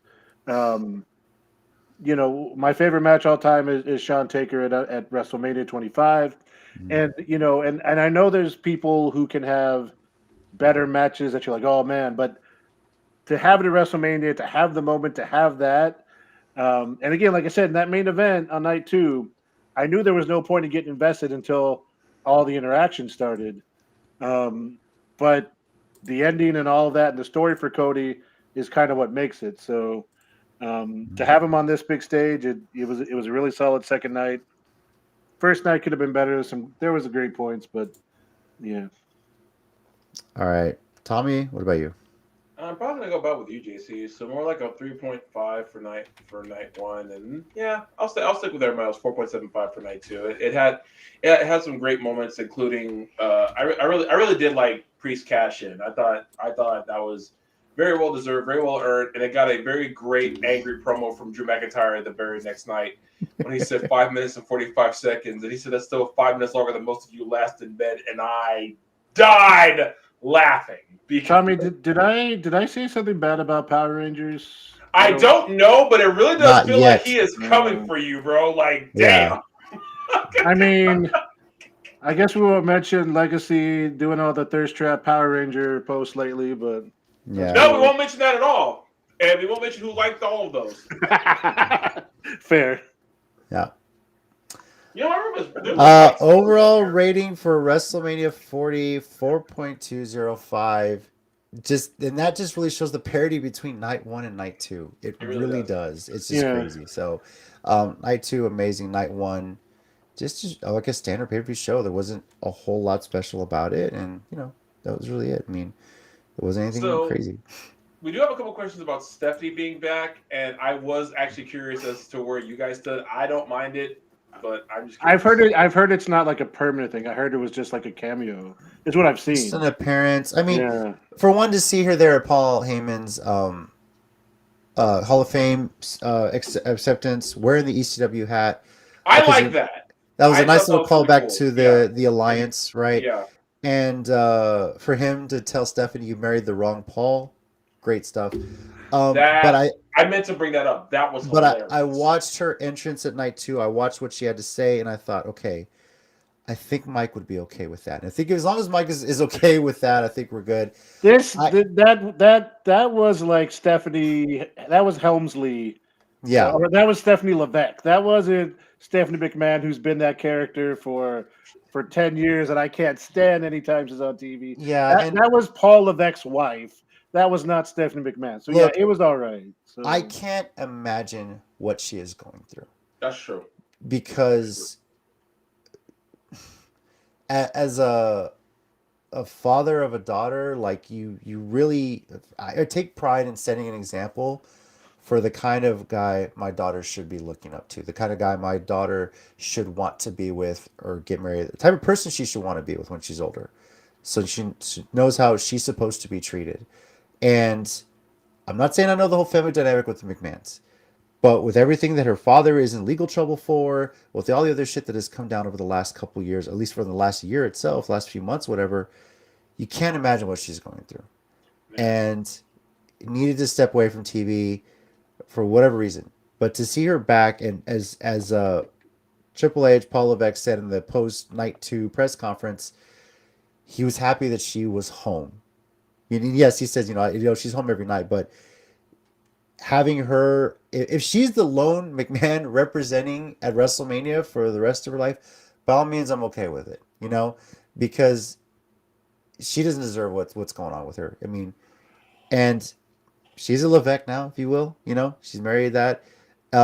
Triple H still was even like, I can't even tell you what's going on in my mind right now, thinking about how good, as he said, how great his wife looked. But I'm okay with it. If she's the one filling in that role of welcome to WrestleMania, by all means, go for it. She looked happy to be there, and I think it was, in a way, with everything that's going on, it was cathartic. It was definitely needed for her. Yeah.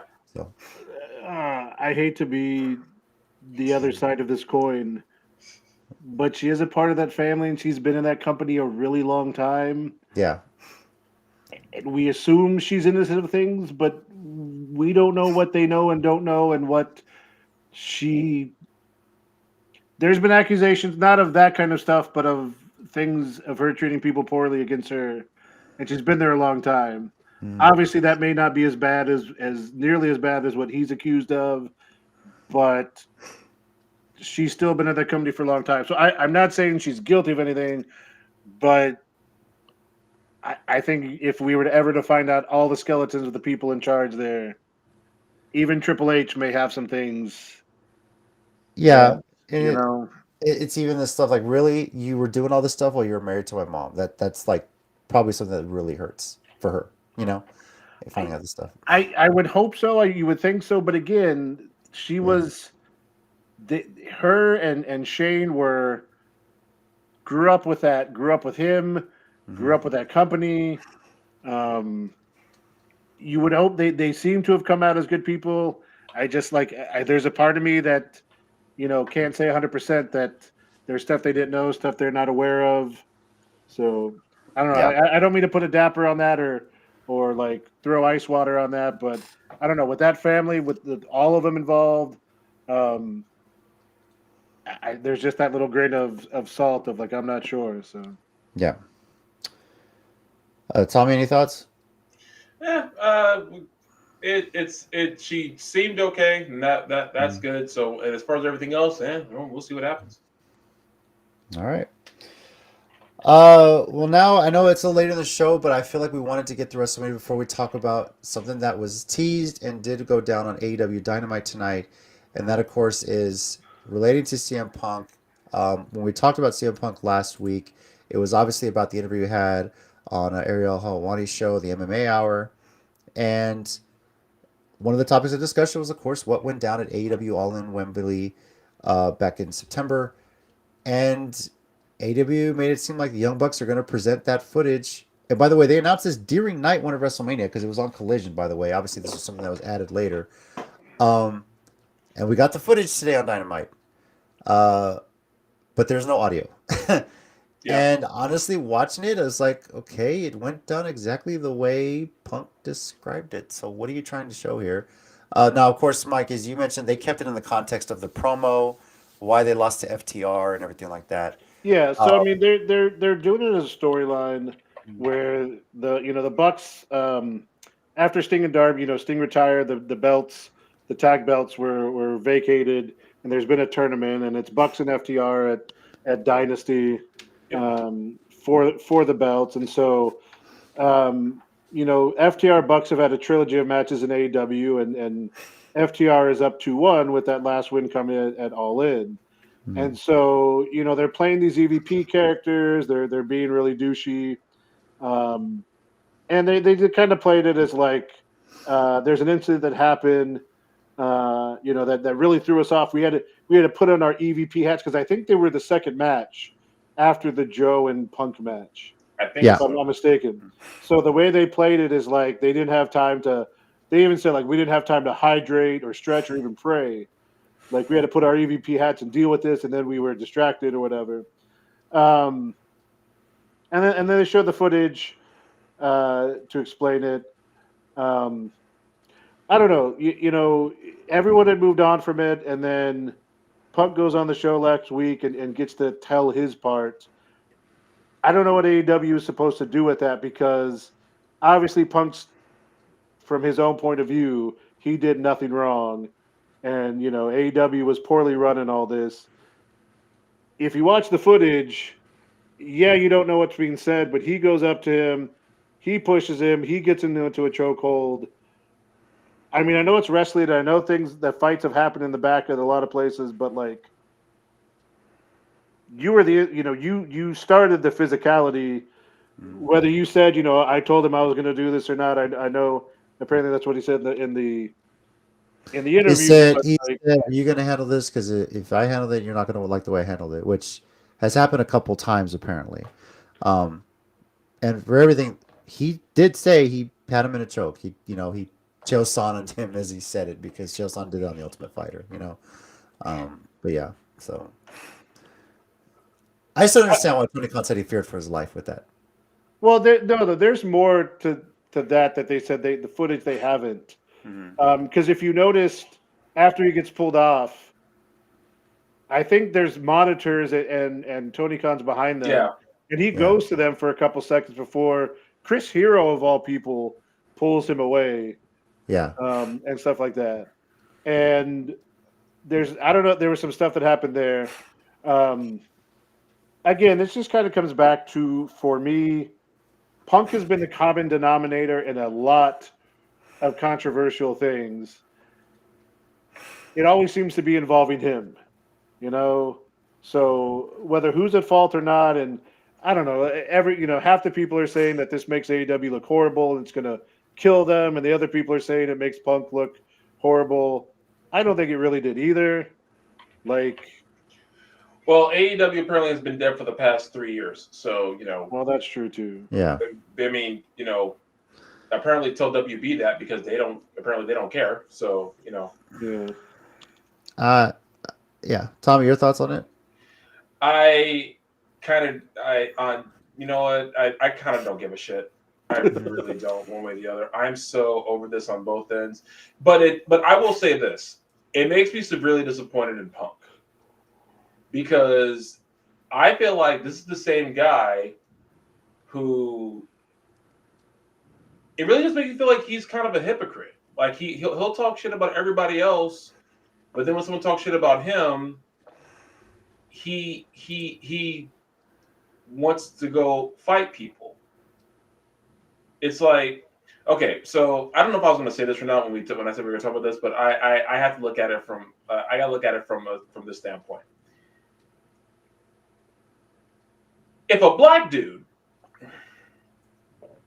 in that situation did some ish like that, the level of insults about his race and character would be insulted, would be immense.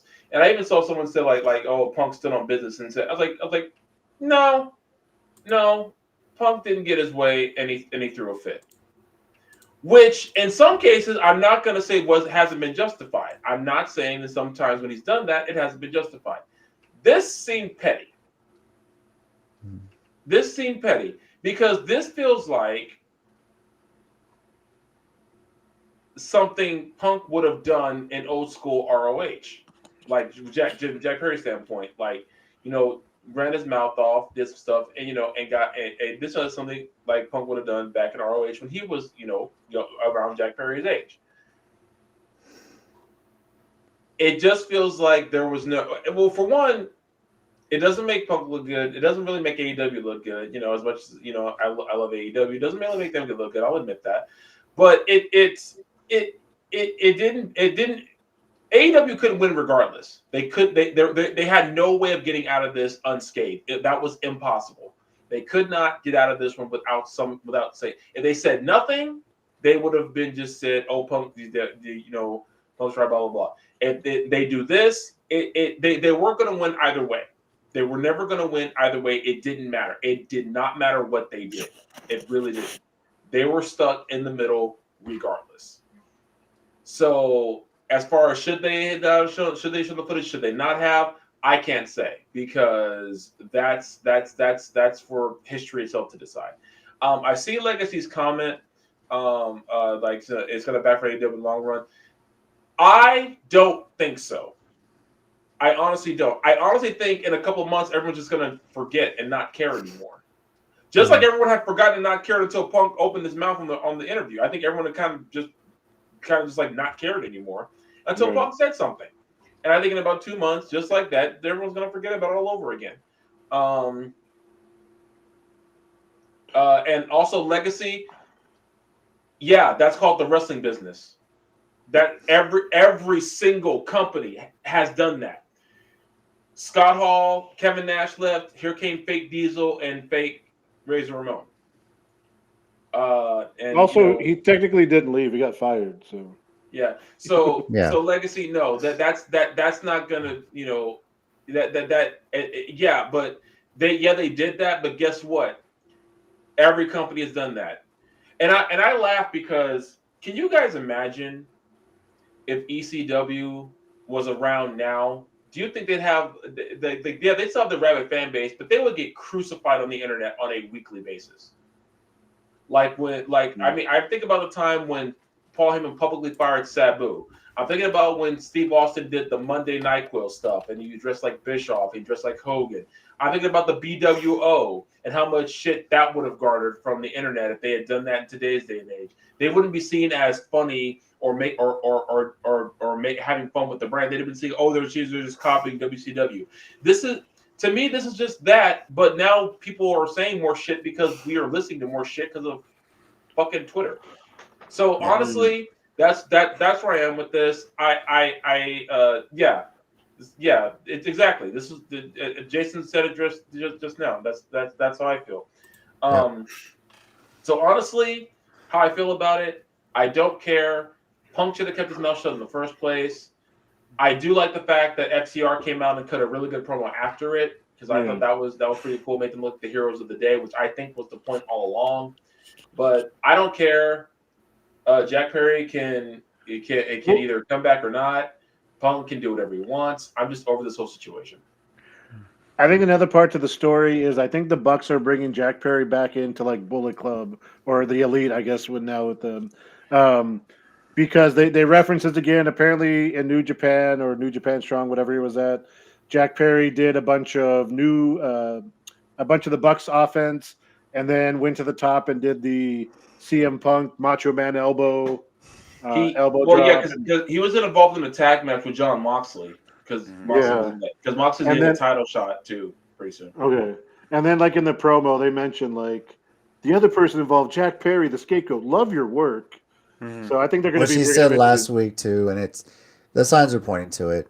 Jack Perry's worn the scapegoat thing about it. So, my overall thing is there's faults on both sides. It didn't have to come to this for sure. Yeah. I'm a little fishy. Like, why didn't you release audio? I wonder what was said. But it's whatever. Would it really matter what was said though? Like, clearly, maybe I don't know. But no, because look, here's my thing. Did you guys ever see the movie 42? With of course. It's with may rest in peace Chadwick Boseman. He played Jackie Robinson. Jackie Robinson. right? When they're having that conversation, he tells them they're going to call you all sorts of names. They're going to say all this, and I needed someone who's strong enough to not hit back. Yeah. Let me make this perfectly clear. There's fault on all sides, but Punk has been running his mouth his entire career, and that's one of the reasons I love him. I'm not even kidding. I love the fact that he runs his mouth. I'm fine with that, but I'm not okay with someone who runs his mouth and then can't take it. Let me bring this closer, directly home for us.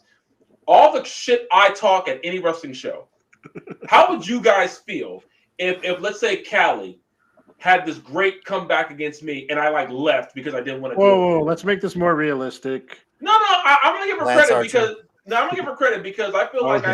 I talk enough crap to her. She's gonna have a good one, and I'm gonna be impressed. And I'm gonna have to give her her props when she does it. But like, how would you guys feel? How would you guys would feel like I'm a hypocrite, right? If like, you were seriously upset about it, I see. Exactly. Because like even because there have been wrestlers who've legit got me. And like one of the best ones was Scott Summers. Scott Summers has gotten me real good a lot of times. Tommy, the Sean best Beck. one was the side. Sean Vex. Like the side Yes. is That's the best one. That's a good example. Sean Vex. Rest in What if peace. I had legitimately got upset and like left that show because he spilled that sign and he called me the N-word after I did the exact same shit to him not 2 months ago. So no, like I don't like that. If you can't take it, don't do it. Yeah. And if you're gonna act like that, then you kind of just prove what everyone else has said about you for years actually right. And honestly, it proved what Triple H said during that initial Summer Punk thing right. He's like, you only want change if you're at the center. It's never about the whole thing. That's my problem. It's like, thank you, Angel. I appreciate you. No, Angel, you got to cut him off before it gets started. Yeah. He has run in his mouth for years. And again, that's one of the reasons I liked it. But the second this happens, his first instinct is to attack him instead of go out maybe the next week and just bury him on the microphone like he's done to everyone else. No. That's Or why did you have to confront him at that point? Like you were about to open the biggest show in AEW's history. You could have had that match, maybe cool down a bit, and then you address it later. You know, that probably would have been the smart thing to do. But there are a number of ways this could have been handled on all sides. Again, I'm not saying AEW is completely faultless. No, everyone made mistakes with this. This is one of the cases where you can say there's no good side of this. There's none. Yeah. There is none. Every side of this is bad. It doesn't matter.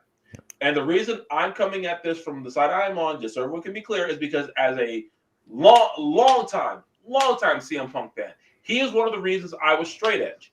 I don't mind saying that. He's the reason I even knew what it was. He's one of the reasons I was straight edge. The reason I followed that.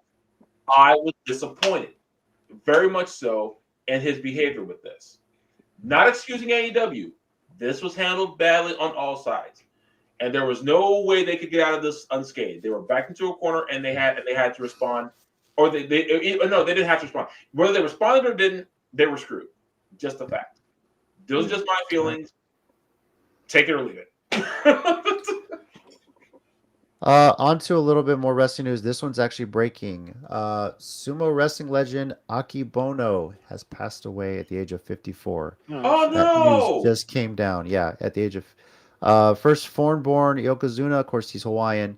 I believe also wrestled the Big Show at WrestleMania. I forget which WrestleMania it was. So, yeah, dabble in pro wrestling. So this news just broke about an hour. No, dude, he did more than dabble, dude. He was a mainstay in All Japan for years. Oh yeah, mm-hmm. Yeah, he was the heavyweight champion, the tag champion. Oh damn, man, that really bums me out. Yeah, sorry. Shit. Rest in peace, Akibono. Sure, lots of memories man. for sumo and professional wrestling fans everywhere. I'm more than sure of that.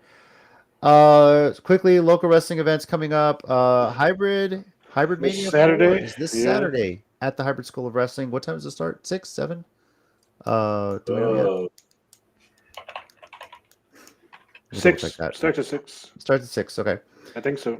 Of course, next Friday, the 19th, United 210. Doors open at 6. The show starts at 7. Oh, open at 6. Yeah, okay. Cool. Got it. Yeah. The 20th, of course, RCW Mania and MPW Mania, and then BOW is on May 11th. With that, though, it's time to get into our 1-minute warning segment here. Mike, do you have something this week? I do. All right. Well, whenever you're ready, sir, go for it. So I'm glad that I saw a lot of more of these during the week, because these are the thoughts I had Sunday night at the end of Mania. But just complete kudos and praise to Seth Rollins for his part in the whole story for WrestleMania weekend. Like we said, being a part of that tag match, even though it went long, and playing into the story that he got beat up and it took it out of him. and then to kick off night one and have a hell of a match. Being injured, taking a bunch of finishers, and kicking out for a while till he got hit with that last one. But also his part in the whole story with Cody. Stepping up when The Rock was going to be there, and at first he wanted to face Cody at WrestleMania, thinking it was going to be Rock, Roman, and then Cody Seth, but it changed, and a lot of people at first didn't think he could, be on the level of Rock and Roman, but he played his part so well throughout the whole story. He played his part beautifully that night, and he said it. I'm the one who's uniquely able to be your shield against Roman Reigns, and basically, literally was at the end. And also, if you're going to call the ending of WrestleMania Night 2 Avengers Endgame with all the people showing up, then Cody is obviously Captain America, and Seth is Iron Man, Tony Stark, because he made the final sacrifice to save the day. And it wasn't quite a snap, but he took the chair shot that allowed them to win. So, yeah. Snapped his back for sure. Yeah, I really did. But I hope he gets some time off because he clearly needs it. Yeah. I do think he was selling a bit, but I do think he's also had tons of nagging injuries. I mean, he was coming off the legit knee injury that he had to come back from just to be ready for Mania. So yeah. So maybe that's why him and Becky both lost. Like they're going on vacation. And by the way, that's not a criticism. Good for them. Take a vacation, you two. Go to a nice beach and just get away from everybody. You deserve it. Well, if we find out Becky is pregnant again, we know it was a good vacation. So, Tommy, you got anything this week? Wouldn't blame him. Yeah, I got one. All right, go for it, sir. Basically, nothing. This will not be any worse than anything else, guys. AEW will be okay. WWE is doing good. This is just another. It's one of the things that happened. How did they say it in the Godfather? Yeah, it's just happened every few years or so. Just get all the bad out. So yeah, this is just one of those. It's gonna just mean a few Mafia style hits, and that'll be promos and bad episodes of certain wrestling shows. It happens. TNA survived much worse. Dixie Carter and Vince Russo, who, by the way, is still the worst thing that's ever happened to wrestling, specifically Vince Russo. I don't care what anyone says. I was like, which one? No, Dixie Carter ain't worse because at least she knew when to get out. Vince Russo tried again and still nearly brought down another company. So no, it's all gonna work out. Did all this suck? Yeah, it sucked. Is it the end of AEW? No. For one, they're still getting high ratings. For another, they're not losing any money. For a last thing, all of you claim not to care about it. You're not really watching it anyway, so who cares? So, and I that's one thing I realized about. I was like, for all the people who claim they don't watch AEW, y'all sure know a lot about what's happening in AEW to not watch it. I'm just saying. Those weird how it always happens with haters. Yeah. I say those YouTube and views on all social media, they still count. You're still watching, even if you're not watching it on TV. You're still watching it. It's exactly the same thing. Yeah. All right. For mine, there's a few things I want to shout out. First of all, is the sort of Latino revolution that took place at WrestleMania, because we got 3 Latino champs now: Damian Priest, Bailey, and Cody Rhodes. Technically, Cody Rhodes. People don't realize this. His mom is Cuban, so it's pretty awesome. A Puerto Rican, Mexican American, and a Cuban American champions in WWE. But despite all that, I do want to give a shout out to Drew McIntyre for his amazing run as World Heavyweight Champion. No bad matches, no bad promos, put over some younger talent, and dropped the title before the championship run got stale. It's just a pretty amazing stuff, and I'm very proud to see that. When you consider that we had a champion that just ran for over 1,300 days, got stale at times, but thanks to Sami Zayn, that came up a little bit. But shout out to Drew McIntyre for an amazing World Heavyweight Championship run, and Damian Priest, you got a lot to live up to there. So did he technically put over younger talent? Oh, that's true. It's whatever. Younger in the business anyway, I guess. So yeah. Well, 3 out of 4 ain't bad. You know. Yeah, I know. So, But yeah, also Roxanne Jason- Perez too. Yeah, thank you, Jason. I forgot about that. Yeah. Yeah. So, But also who never Jason- lost her title the first time. So, yeah. Yeah. Also, JC, you need to get your ass whooped for that. Which one? What's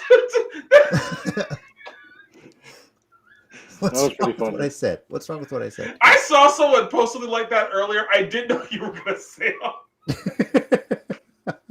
I had to bring it up. It's so good, but it's so Poor true. Drew McIntyre.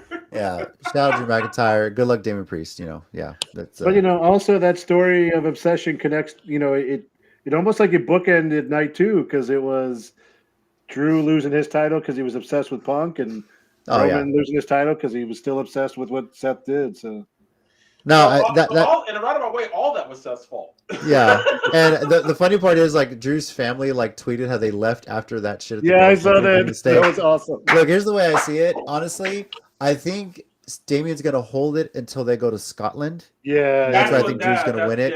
Yeah. And I'm pretty sure we're gonna see Drew versus CM Punk either at SummerSlam or Survivor Series or something out there. As soon as he's healthy, definitely. As soon as he's healthy, we probably potentially see that for the World Heavyweight Championship, and that's gonna be amazing. So I can't lie, I did laugh when he was going for the Claymore, and like you couldn't see why he was stopping until you saw Punk grabbing his foot like a 4-year-old, like on Monday, on Raw. Yeah.